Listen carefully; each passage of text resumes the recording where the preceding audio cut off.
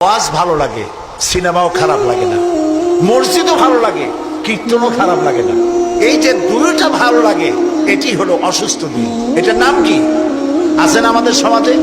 কয় যে হুজুর ওয়াজ শুনতে খারাপ লাগে না, কিন্তু গান যখন শুনি তাও মজা লাগে। মসজিদও ভালো লাগে, সিনেমাও খারাপ লাগে না। আছেন এরকম লোক? আছে। এটা কেন? এটা হলো এই জন্য যে ইমানের মধ্যে জং ধরে গেছে। সাপে যদি রাত্রে কামড়ায়, রাতের বেলায় সাপে কামড়াইছে, ওজার কাছে যায় লোকেরা। মোমেন শাহীতে ওজা আছে না? ওজার কাছে যায়, যে বলে সাপে কামড়াইছে। এখন ওজা প্রথমে টেস্ট করবে যে সাপটা বিষধর সাপ না বিষহীন সাপ। সাপ তো দুই রকম আছে। যে সাপে কামড়াই মারা যায়, ওই সাপরে মোমেন শাহীতে কি বলে? কি বলে? গোখরো সাপ। আর যেটা দেখতে খুব রং ছং মোটা টোটাও আছে, কিন্তু কামড়াইলে কিছু হয় না, ওইটা কি? জোড়া সাপ।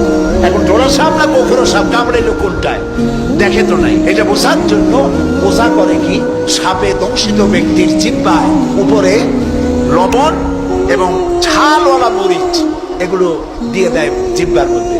যদি সে বলে পানি পানি লাগে, যত মরিচ দেয় তত কয় পানি পানি লাগে, তাহলে বুঝতে হবে বিষধর সাপে দংশন করেছে। আর যদি সে বলে যে ঝাল লাগতেছে, লবণ লাগতেছে, তাহলে বুঝতে হবে যে ডোরা সাপে কি করছে? দংশন করেছে। এটি হলো সাপ যদি বিষধর হয়, তো বিষধর সাপের বিষে সর্বপ্রথম যে কাজটা করে সেটা হলো জিহ্বার স্বাদকে নষ্ট করে দেয়। মানুষের ইমানের জন্য সব থেকে বিষাক্ত সাপ হলো শয়তান।